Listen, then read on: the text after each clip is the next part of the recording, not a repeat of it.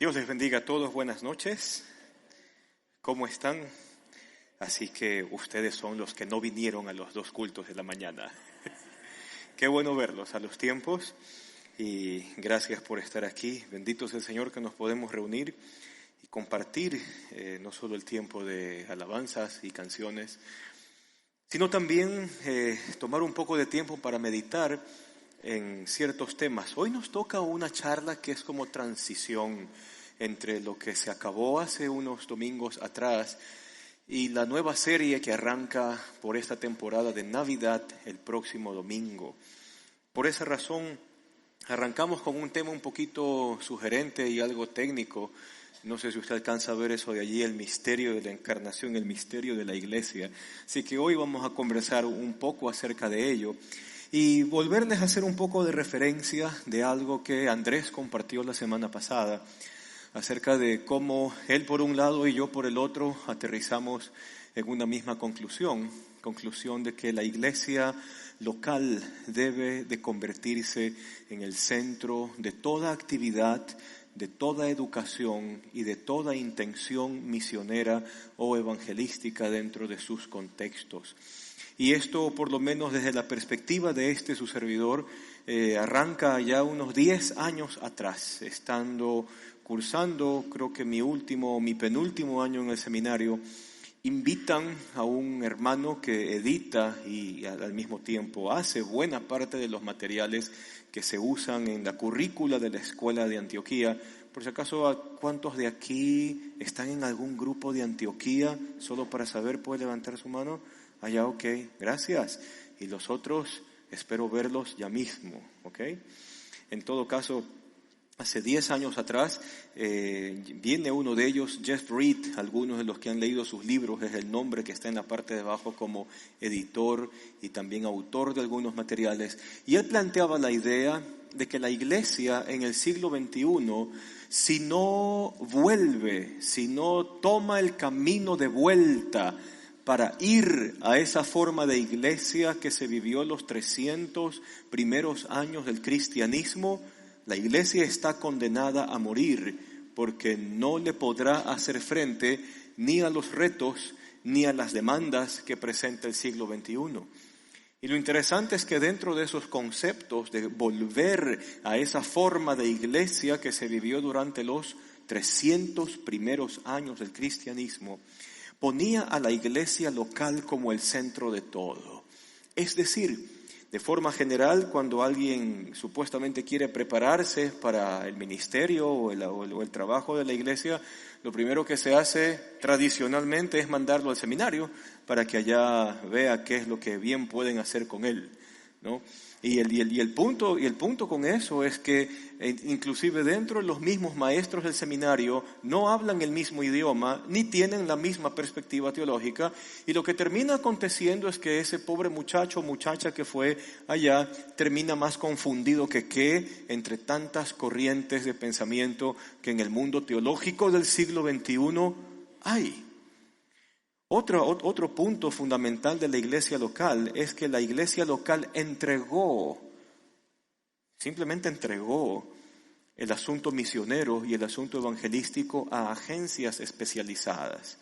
Entonces las agencias especializadas lo que terminaron haciendo es enviar a misioneros a contextos y comunidades donde, sin tener idea de cómo funciona esa sociedad, tratan de hacer labor evangelística, cuando las mejores personas que conocen los contextos somos ustedes y yo. Nadie mejor que usted conoce cómo se vive en Guayaquil y en San Borondón y en los sitios aledaños. El mejor misionólogo europeo no sabe lo que usted sabe. Así que la iglesia local se convierte en el mejor lugar donde la persona es preparada a la luz de las Escrituras, y al mismo tiempo la iglesia local se convierte en el mejor lugar donde movimientos misioneros y de expansión de iglesias nacen y se llevan a cabo. Ahora, claro, que la idea es revolucionaria frente a un poco más de 500 años de reforma y de pensamiento ilustrado occidental que hemos tenido, pero necesitamos volver a esta forma de iglesia que estuvo presente en los 3 primeros siglos del cristianismo, a la cual muchos historiadores, eruditos y gente teóloga la denomina como la tradición de Antioquía. Esa fue la manera en cómo se llamó al movimiento de iglesias en los 300 primeros años de cristiandad. Porque justo en Hechos 13, usted tiene, en el capítulo 13, la descripción de que fue desde la iglesia de Antioquía de Siria, donde la iglesia local educaba a su propia gente y desde la iglesia local, movimientos misioneros de expansión y de plantación de iglesias se llevaban a cabo. Y eso es lo que queremos para la Alianza San Borondón. Por esa razón hemos implementado una currícula y tenemos un buen grupo de hermanos. Siquiera de nuestra iglesia somos cerca de 28 hermanos que ya están estudiando en la escuela de Antioquía de forma acreditada y que están enfrentándose a proyectos para poder transformar la civilización donde estamos, este lugar donde Dios nos puso, con la luz del Evangelio. Funciona así. Ahora, debido a ello, hoy nos vamos a meter en este tema interesante, que es entender por un lado, o quizás recordar más que entender propiamente la encarnación y luego cómo eso se hace evidente en la vida de la iglesia, es decir, su vida, mi vida. Tenga presente de que la iglesia no son 4 paredes con un techo y una crucecita a un lado que dice Iglesia Cristiana. Nosotros tenemos un letrero afuera, ¿verdad? ¿Qué dice allá afuera? Iglesia, Alianza, San Borondón. Ya, ok. Sino que en el primer siglo de la iglesia eran creyentes que se reunían en casas y en esas casas tenían una linda dinámica de comer juntos, estudiar juntos las Escrituras, orar juntos, celebrar Santa Cena juntos en las casas. Sí, Santa Cena en las casas. ¿Ya? Y cuidar por las necesidades que haya dentro de ese grupo de hermanos con las ayudas de los demás. Así se dibuja la iglesia del primer siglo. Pero entrando a este tema, ahora sí entrando en materia, este asunto de la encarnación, y estamos cerca de Navidad, y como estamos justo en la temporada ya a las puertas del mes de diciembre, inmediatamente vienen textos de la Biblia, si es que conocemos un poquito de ello, textos como por ejemplo Mateo, el Evangelio de Mateo, que presenta a Jesús luego de una larga genealogía para demostrar fielmente de que Jesús es el descendiente de David, al cual Dios le prometió a David que un descendiente de él reinaría para siempre y estaría en el trono y nunca más sería removido. Mateo se encarga de eso, de demostrarnos la carta cabal de que Cristo Jesús es el descendiente de David que reina para siempre. Y recordando palabras de Mateo, Mateo es muy judío para escribir, y dentro de su evangelio él tiene temas como: y esto aconteció para que la escritura se cumpliese, y esto aconteció para que se cumplan las palabras dichas por el profeta fulano de tal cuando dijo tal o cual cosa. Mateo hace todo ese trabajo. Podemos recordar también el Evangelio de Lucas, que quizás en su narrativa es muchísimo más gráfico. Tiene una genealogía también que conecta a Jesús con Abraham. Abraham, aquel que recibió la promesa de tierra, descendencia y una bendición para bendecir a las familias de la tierra. Tengo una genealogía que conecta a Jesús con Abraham, que conecta a Jesús con Adán, nuestro primer papá. Pues quiere mostrar a Jesús como el segundo Adán también. Y dentro de las narraciones de Lucas encontraremos quizás esos detalles que usted y yo a veces vemos en las películas, ¿no? La anunciación del ángel, la Virgen María que queda por obra del Espíritu Santo embarazada, un José que no saben qué hacer al principio, piensa dejarle, eso es un drama eso, terrible el drama. Luego, de una vez que ya deciden casarse, dejar Nazaret, ir a Belén por el censo, censo en el Belén. Allá en Belén se le rompe el agua de la fuente. Ese José no sabe qué hacer. Encuentran una cueva, un establo, un pesebre. Vamos allá. Imagínese el hombre de partero, ¿no? Está José allí, nace Jesús. No pasan muchos días. Inmediatamente huye porque Herodes quiere perseguir al niño para quitarle la vida. Agarra tus 4 cachivaches, vuela a Egipto. Quédate en Egipto 4 o 5 años. Después de esos 4 o 5 años, Dios le vuelve a hablar a José: José, regrésate a Nazaret, porque quien quería matar la vida del niño ya se murió. Lucas. Y nos encanta el tema, quizás de la película, de la narración, la ternura propia que evoca Navidad. Y quizás es el Evangelio de Juan, ya un evangelio tardío. Juan se escribe allá a mediados de la década del 80. Es un documento tardío, hablando de documentos bíblicos. Pero Juan es el que en su primer capítulo deja claro el tema: el Verbo se hizo carne. Quizás para resumir todo lo que los otros evangelistas comunicaron en su gran historia. Pero Juan dice: el Verbo se hizo carne. Y lo interesante de la palabra de Juan allí es que cuando utiliza la palabra carne, no solamente evoca el asunto de hacerse como hombre, sino que la palabrita griega para carne es sarka, sarx también. Y esta palabrita habla de fragilidad, debilidad. Aquello que a usted y a mí nos hace frágiles. El Verbo se hizo frágil como yo. Y el tema de la encarnación lo comenzamos a apreciar mucho más, porque al entender que el Dios Todopoderoso se hizo como uno de nosotros, usted lo acabó de cantar, aunque usted no lo crea, en esta última canción, y una vez más, gracias Huguito por la canción, porque Dios rompió innumerables barreras para hacerse como usted y como yo. Muchas barreras desde despojarse de su propia gloria. Muchas barreras como el ser infinito decide limitarse en un bebé. Barreras como someterse a nuestras leyes de crecer, de sufrir dolor, de ver morir, de ser frustrado, de ser un sinnúmero de cosas. Dios se sometió a nuestras leyes al hacerse como nosotros. Alguien en un grupo, de estos grupos de Antioquía que hay, lo puso quizás en criollo castellano. ¿Qué es esto de hacerse carne? Es empatía, es ponerse en nuestros zapatos.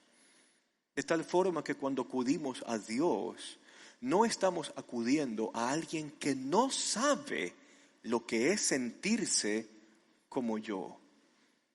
No, Dios sí sabe lo que es sentirse como yo, porque Él se hizo carne, se hizo humano, se sometió a mis leyes, se autolimitó por amor a mí. Barreras de poder, de gloria, de supremacía, de majestad, etcétera, etcétera. La encarnación habla de un Dios que se pone en mis zapatos. Y esa es la razón por la cual, qué sé yo, el autor de Hebreos, si usted ha leído en la carta a los Hebreos que está en su Biblia, tiene una descripción bonita de Jesús cuando dice, pone en boca de Jesús el contenido de un salmo. He aquí que vengo delante de ti, oh Dios, para hacer tu voluntad como está escrito en el rollo del libro acerca de mí. Por lo tanto me preparaste cuerpo. Vaya. Así que el autor de Hebreos apunta a la humanidad de Jesús, débil y frágil como la nuestra. Y también ese mismo autor de Hebreos dice, nosotros no tenemos un sumo sacerdote que no se compadezca de nuestras debilidades, sino que tenemos uno que habiendo sido tentado en todo, está dispuesto a ofrecernos el oportuno socorro cuando lo necesitemos. Entonces la encarnación habla, Dios hecho hombre habla de un Dios que sabe lo que es estar en mis zapatos, porque se hizo como yo. ¿Nos encanta eso?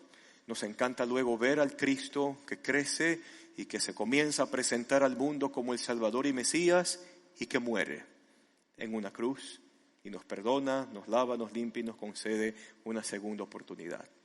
Pero ¿qué tienen que ver todos estos conceptos propios de la encarnación de Jesús con esa siguiente parte del título nuestro de esta noche, el misterio de la iglesia? Y nos vamos a dar cuenta de que tiene mucho que ver, o mejor dicho, tiene todo que ver. Y por eso nos vamos a ayudar con dos cartas escritas por el apóstol Pablo, cartas intermedias escritas por él. La primera carta de la cual haremos uso será la carta a los Efesios y otra carta que usaremos será la carta del apóstol Pablo a los Corintios en su primera carta. Así que comencemos con la lectura. Hoy usted va a leer bastante, así que lo más probable es que sus ojos estén pegados allá a la pantalla, porque a través de diapositivas vamos a ir pasando los textos bíblicos. Efesios, capítulo 2, verso 14 hasta el verso 22. Comienza esta sección el apóstol Pablo diciendo, porque Cristo es nuestra paz. Esa primera línea hablará acerca de todo lo que se logró en la cruz. Claro, es que desde la perspectiva moral y desde la perspectiva de acercamiento a Dios, yo era enemigo de Dios. Y al Cristo morir por mí, ¿qué es lo que hace? Me convierte ahora en su amigo. Bien, comienza Pablo diciendo, Cristo es nuestra paz. Tenemos paz para con Dios por medio de Cristo Jesús. Pero ahora sucede que Pablo pone la parte práctica de eso. Porque espérese, hay ciertas cosas que a veces en nuestra forma de pensar no encajan, que en ocasiones hacemos de la vida cristiana algo tan individualista. ¿En qué sentido? Gracias, Señor, por perdonarme, por limpiarme, por salvarme, por purificarme, justificarme, comprarme, redimirme, salvarme, darme vida eterna, darme una nueva creación. Y nos encanta eso, saberlo, pero solamente hacia mi individualidad. Aquí Pablo comienza a trabajar el tema diciendo, ok, es verdad, Cristo es nuestra paz, pero esa verdad aterriza en una práctica para la iglesia. ¿Y cuál es la práctica? Continúe leyendo. Cristo es nuestra paz. De los dos pueblos ha hecho uno solo, derribando mediante su sacrificio el muro de enemistad que nos separaba, pues Cristo anuló la ley con sus mandamientos y requisitos. Esto lo hizo, es decir, Cristo murió, Cristo anuló la ley, Cristo anuló la carta fatal que pesaba fatal en contra nuestra. ¿Con qué fin? Con el fin de crear, ¿cuántos pueblos? En sí mismo un solo pueblo. Esta parte es interesante. Una nueva humanidad. Una nueva humanidad. Ahora espérese. Probablemente si usted está leyendo Reina Valera del 60, quizás la última palabra se dice un nuevo hombre. Pero el punto está, téngame paciencia un ratito. El punto está en que por lo menos en griego existen dos palabras que se pueden traducir hombre. La primera palabra es aner. De ahí viene la palabra Andrés. Andrés es una forma un poquito rara en griego de escribir hombre, un individuo, un hombre. Pero también existe la palabra antropos en griego, que es la palabra griega para referirse a todo el género humano.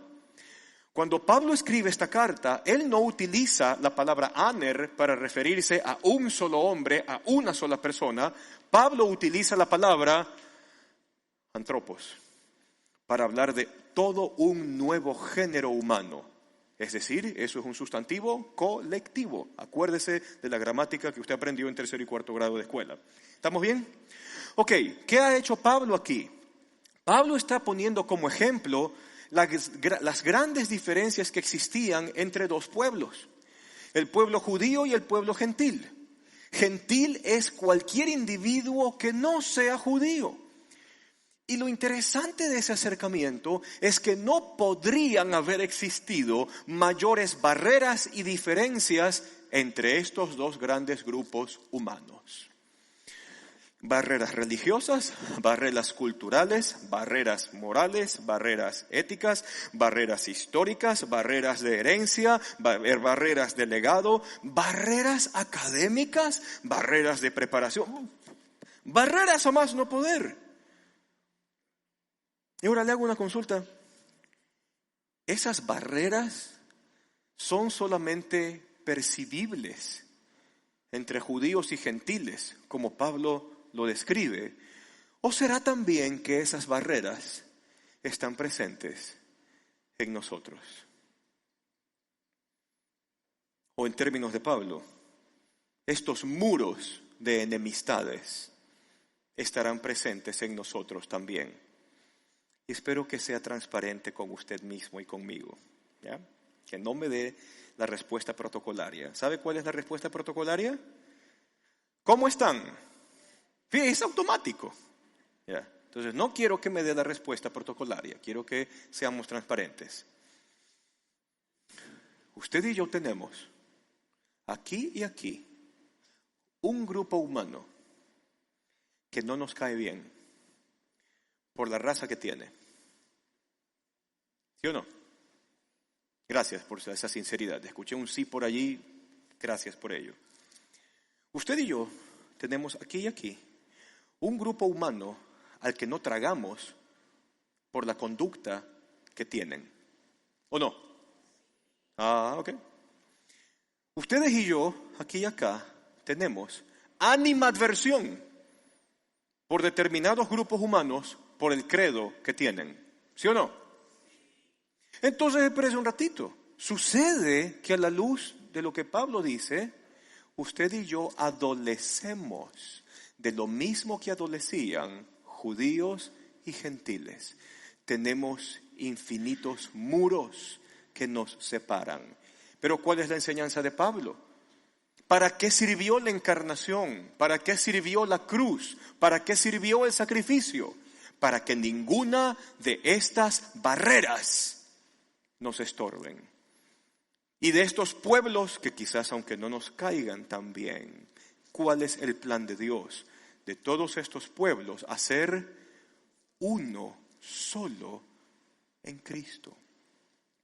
Esa es la parte práctica hasta este momento de la encarnación de Jesús. Cristo se encarna y hace la paz y manda abajo los muros de enemistad que puedan haber entre las personas con Dios y entre las personas entre ellas mismas. Interesante. ¿Con qué fin Dios hace eso? Podemos parafrasear el texto como dice en la última parte. Todo esto hizo Dios de unir a los dos pueblos para crear un solo género humano, una nueva humanidad, un nuevo colectivo de gente, una sociedad diferente, una sociedad nueva, una humanidad nueva.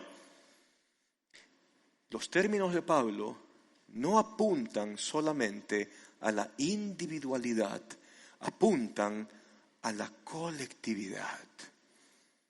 Por favor, mantenga esa idea aquí. Siguiente diapositiva, porque Pablo no termina esto aquí. ¿Qué dicen los siguientes versos?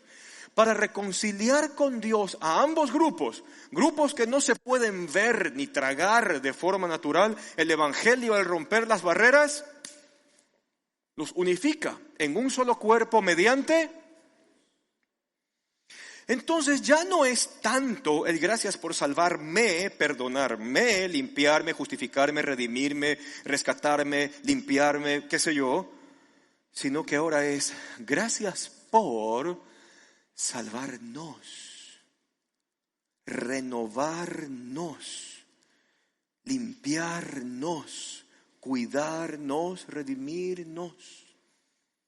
Ya no son cosas que se conjugan en singular, son cosas que se conjugan en plural. Por la que dio muerte a todas esas enemistades, porque Él vino y proclamó, y esta parte es interesante, Cristo vino y proclamó paz a ustedes. Otra vez, la encarnación está de por medio en esta línea. Proclamó paz a ustedes que estaban lejos y paz a los que estaban cerca. Lejos los gentiles, cerca los judíos. Pero pues por medio de Él tenemos acceso al Padre por un mismo Espíritu. Ahora espérese, que ahora Pablo en nuestra siguiente diapositiva va a usar dos palabras que a usted y a mí nos pegan bien. Sigamos leyendo, dice, por lo tanto, ustedes ya no son ni extraños ni extranjeros. Y ahí sí hacemos una pausa metodológica. Extraños y extranjeros, o extranjeros y advenedizos, como traducen otras versiones. En sí la intención de estas dos palabras es hablar de aquellos grupos que están alienados de nuestras sociedades. Nosotros estábamos alienados de Dios, ¿o no? Estábamos marginados de Dios. ¿Por qué? La maldad, el pecado, mi naturaleza pecaminosa, bueno, un sinnúmero de cosas terribles. Pero ahora yo me debería poner a pensar en un ratito, solo piense un ratito, ¿cuánto le costó al Señor hacerse carne, descender, romper barreras, hacer la paz, hacerme su amigo, mandar abajo los muros de enemistad y siendo yo un extranjero advenedizo, alejado de Dios, Dios, como decía gracias por la canción, Dios rompió barreras, subió montañas, resplandeció en oscuridades para alcanzarme a mí.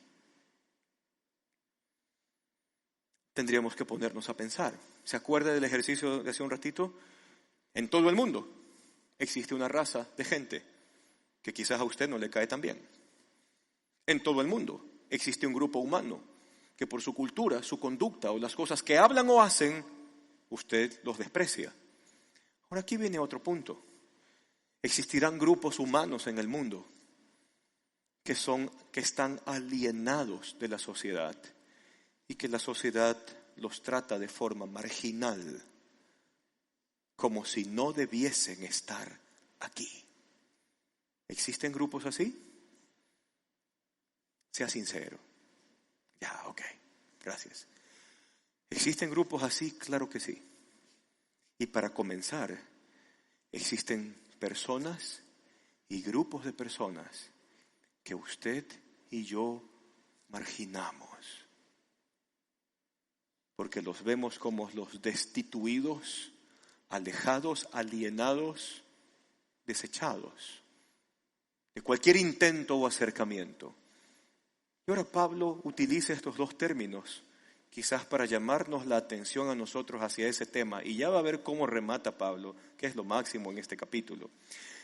Ya no soy extranjero, ya no soy advenedizo, ya no soy extraño, sino que ahora, otro paréntesis teológico, ¿qué soy yo? ¿Qué somos, mejor dicho? Si usted ha puesto su confianza en Cristo Jesús y Cristo es el Señor de su vida, ¿usted ahora qué es? Según esta carta. Según esta carta dice, usted es conciudadano de los santos. Otro paréntesis histórico. Esta palabrita conciudadanos, a Pablo lo está metiendo en grandes problemas. ¿Por qué? Éfeso era una de esas ciudades que competían por ser más romanos que los mismos romanos de la capital del imperio. Esto, como para hacerlo entendible, sería como si en la provincia de Imbabura existe algún cantón chiquitito donde comiencen a decir, nosotros somos más guayacos que los guayaquileños, porque el mejor encebollado se come en Imbabura. Así más o menos era la relación Éfeso-Roma. Éfeso decía, no existen romanos más romanos que nosotros, y ni los romanos de la capital se igualan a nosotros. Por lo tanto, el de Éfeso era de la clase de personas oye, ¿y tú qué ciudadano tienes? Romano.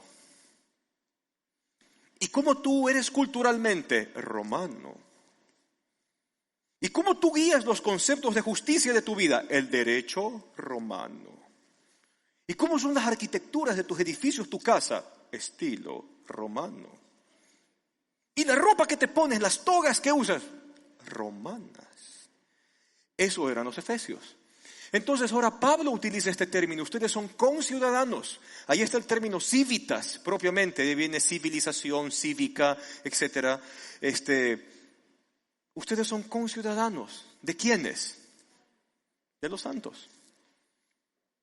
De los que junto con la iglesia forman también el cuerpo de Cristo. Y eso ya comienza a cambiar la ética que tienen los cristianos en Éfeso.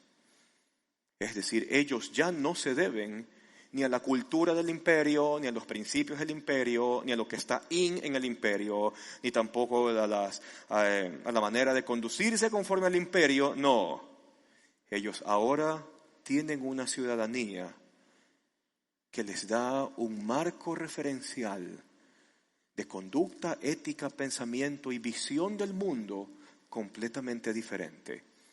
Ustedes son conciudadanos de los santos. Y Pablo usa una segunda frase que es, y miembros de la familia de Dios. Y aquí viene algo bonito. La iglesia de Éfeso, un poquito más allá de 10 años, ha venido perseverando en la fe. ¿Dónde? Había algún edificio grande que decía Iglesia Cristiana Éfeso, crucecita al lado. ¿Existía eso? No, primer siglo, los 3 primeros siglos de la iglesia fueron la iglesia que se reúne en casas, porque ahí tenemos que ser sinceros al momento de responder. Pregunta. ¿Usted sabe cómo se llama la persona que está atrás suyo? Hágame un favor, vírese y comparta su nombre con la persona que está atrás suyo. O sea, por lo menos.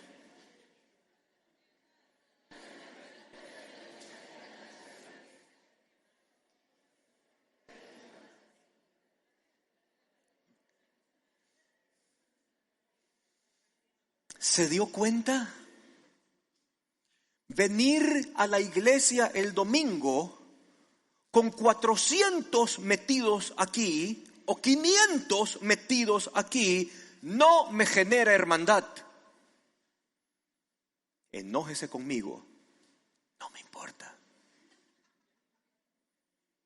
Pero esto no genera hermandad. La iglesia del primer siglo entendió que la hermandad se forja en las casas, en las casas, en las casas. Porque en las casas se seguía el programa que estaba diseñado en Hechos capítulo 2.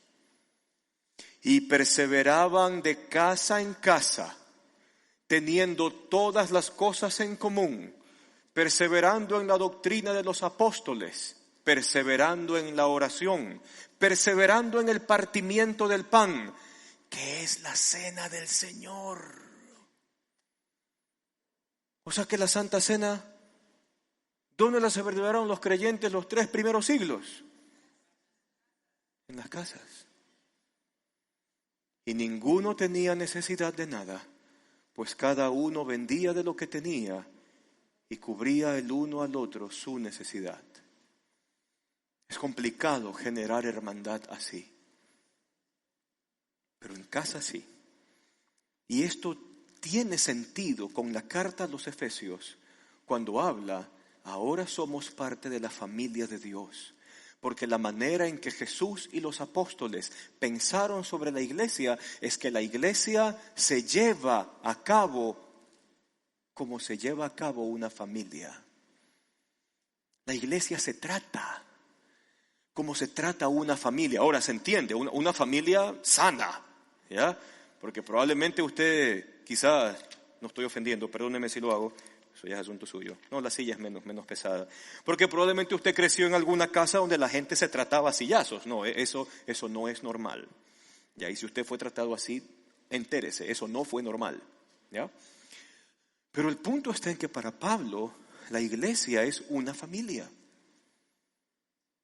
Y hagamos una prueba. ¿Usted alguna vez arrastró una materia en la universidad o se quedó en alguna materia en el colegio? Yo arrastré materias en la universidad. Perdóneme, he confesado mi pecado. Wendy, yo arrastré materias en la SPOL. Ya, ok. Y no existe mejor cosa que cuando después que yo me estoy sacando el aire por pasar esa materia salvaje y horrible que no me deja avanzar con la malla y la currícula, no existe mejor cosa que escuchar desde el seno de la propia familia: tú vales más de lo que una nota puede decir de ti. Esfuérzate, mata esa materia. pero tu valor, y gradúate, haz la tesis, pero tú vales más que eso. Pablo aprendió de Jesús que la iglesia se mueve como una familia. Y por eso Hechos 2 enseñaba que las casas eran el mejor lugar para aprender de Dios, para ser mi amigo y relacionarme, para orar juntos y para que la gente esté pendiente de mí. Dios nos ha hecho conciudadanos de los santos y nos ha hecho miembros, nos ha hecho parte de la familia de Dios. ¿Vamos bien? Todo esto tiene que ver con encarnación. Y mire más adelante. Y ahora Pablo dice, ahora la iglesia, es decir, los creyentes, no las cuatro paredes ni el techo, la iglesia está edificada sobre el fundamento de los apóstoles. Claro, ellos fueron testigos presenciales. Y también sobre el fundamento de los profetas. Claro, todos los profetas del Antiguo Testamento enseñaron acerca de Jesús. Y por eso Pablo termina esa línea diciendo, siendo Cristo mismo la piedra angular. La piedra base, la piedra de fundamento. Continúa Pablo en este recorrido en la carta a los Efesios y luego Pablo se refiere a la iglesia como todo el edificio. ¿Quién es la iglesia? Es la gente. ¿Quién es el edificio? Es la gente. En él todo el edificio bien armado se va levantando para ser un templo santo en el Señor. ¿Quién es un templo santo en el Señor? ¿Quién dijo nosotros? Gracias. Nosotros somos el templo. El templo no es el templo. Nosotros somos el templo. ¿Ya? Templo santo en el Señor. En Él también ustedes son edificados juntamente para ser morada de Dios por su Espíritu. Ahora espérese, ahora Pablo se pone medio interesante y ya va a ver por qué. En la siguiente diapositiva, Pablo les va a presentar a usted a un tema del cual a él le encanta hablar.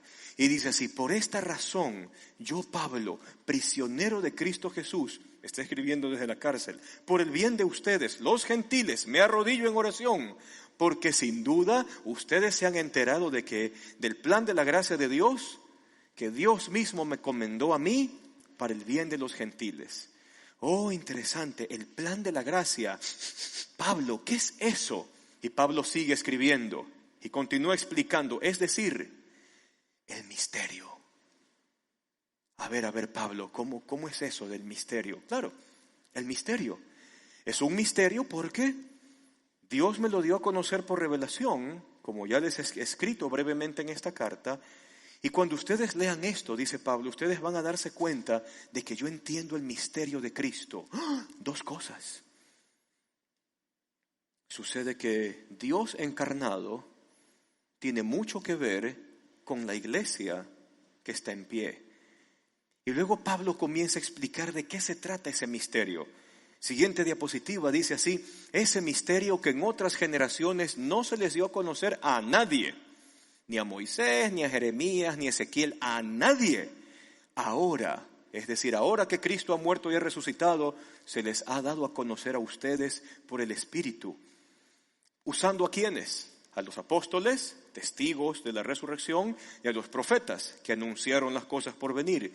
Es decir, aquí viene la bomba, que los gentiles, junto con los judíos, son beneficiarios de las mismas promesas porque ya no existen barreras.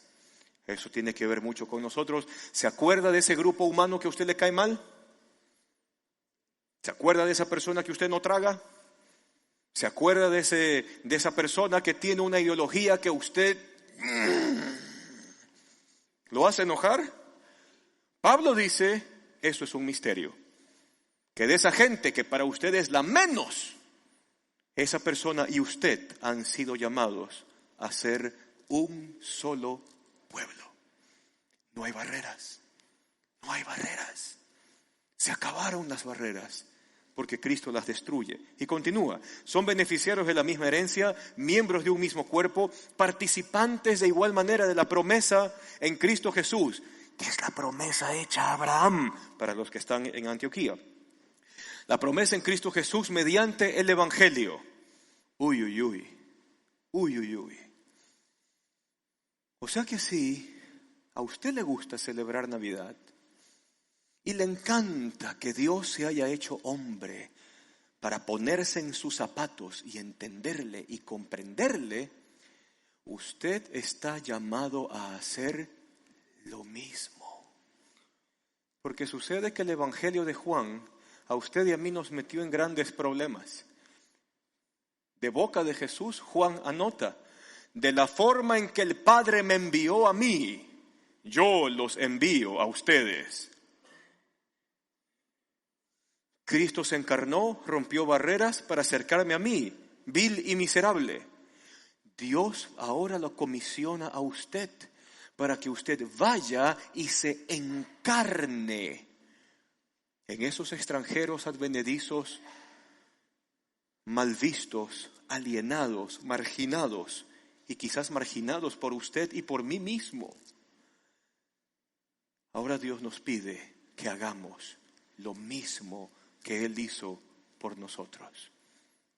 Eso es Navidad. Sucede que eso es Navidad. No solo es celebrar la encarnación, es celebrar la misión que ahora tenemos. Eso es Navidad. Y fíjese, último texto, porque no hemos leído Corintios. 1 Corintios 12, del 12 al 14. Pablo nos mete en un texto interesante. Y dice así: de hecho, le escribe a la iglesia en Corinto, aunque el cuerpo es uno solo, tiene muchos miembros. Usted, no sé, usted puede ser un meñique, ¿ya? Pero el meñique es importantísimo. Córtese el meñique a ver si puede caminar. Ya, fregada, ¿verdad? Golpéese el meñique a ver si el resto de su cuerpo no reacciona. ¿Alguna vez se ha golpeado el meñique del dedo derecho del pie con la pata de la cama de roble, de chanul, que usted tiene por generaciones en su habitación? ¿Le duele? Gracias. Aunque el cuerpo es uno solo, tiene muchos miembros, y todos los miembros, no obstante que son muchos, forman ¿cuántos? Colectividad, otra vez, el gran nosotros. Así sucede con Cristo. Todos fuimos bautizados por un solo Espíritu. Esto aconteció cuando usted recibió al Señor. Cuando usted recibió al Señor, el Espíritu de Dios comenzó a vivir en usted. Para constituir un solo cuerpo, no importa las barreras, si es judío, si es gentil, si vive en Bastión, si vive en Tarifa, si vive en Boquecaña, si vive en Riberas del Batán, si vive en El Río, si vive Guasmo Sur, no interesa. Porque no hay barreras. Dios no puso barreras para mí. Yo no puedo poner barreras para otro. Sería insulso hacer eso. Ya seamos judíos, gentiles, esclavos o libres, Dios nos dio beber a todos de un mismo espíritu. Y ahora bien, el cuerpo no consta de un miembro, sino de muchos.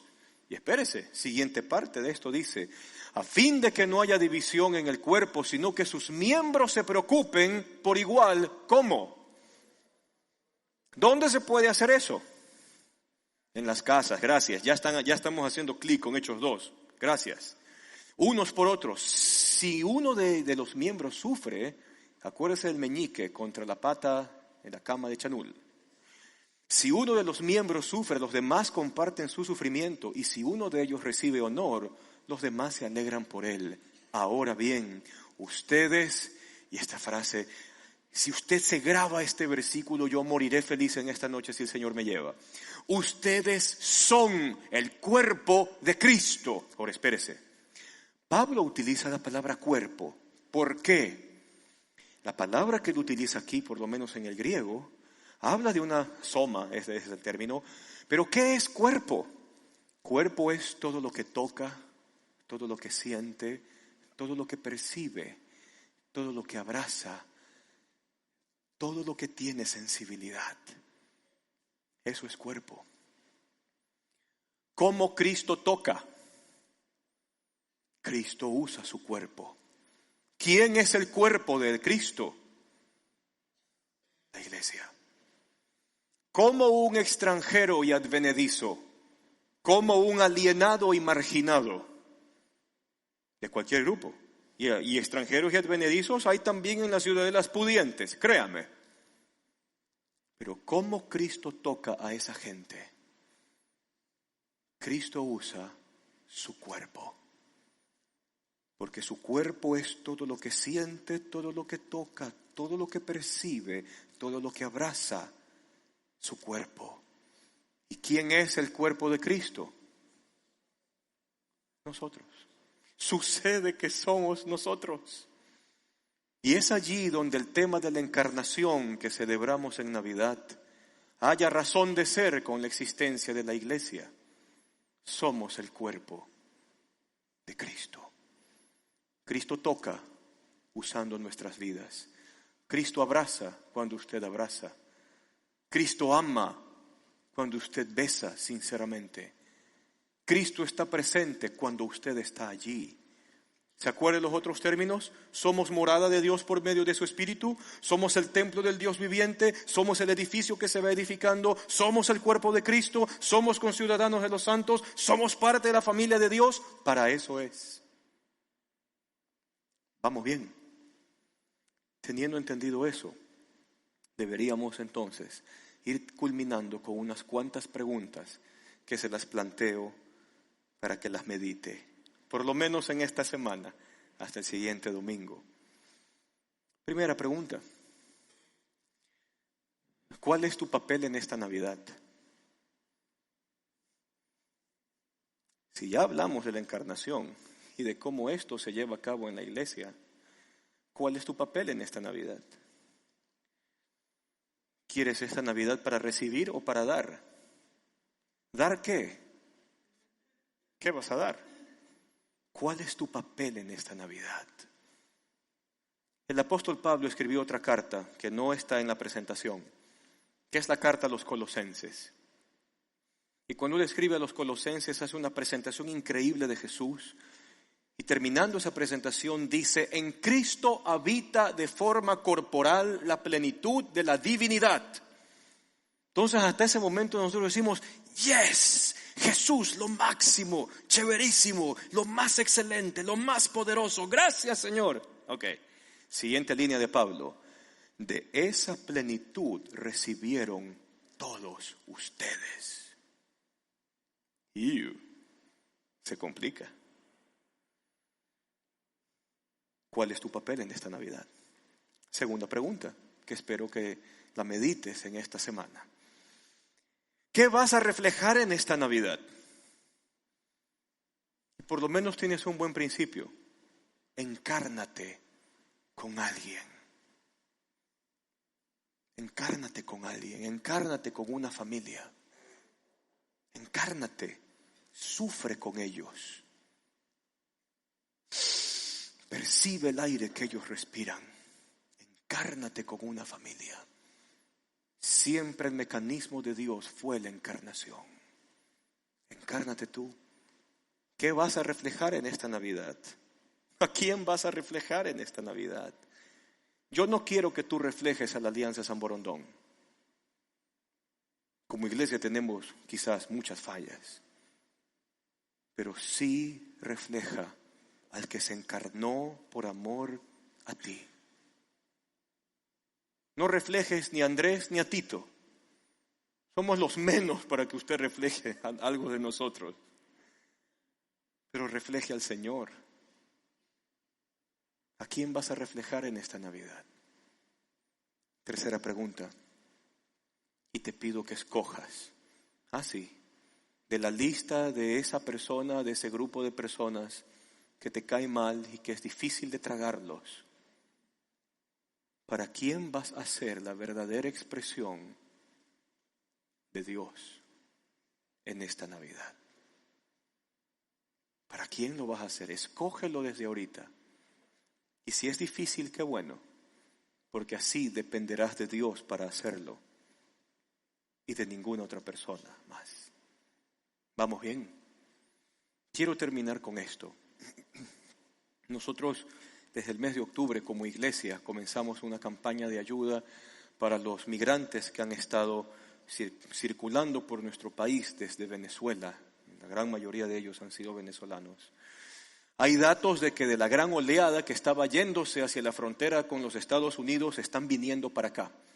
Por lo menos la información que tenemos de Hogar de Cristo es que ya hay migrantes salvadoreños y algunos centroamericanos entrando al país. Claro, aún no es la gran masa, pero es lo que vamos a recibir. Y la iglesia tiene que estar allí de por medio.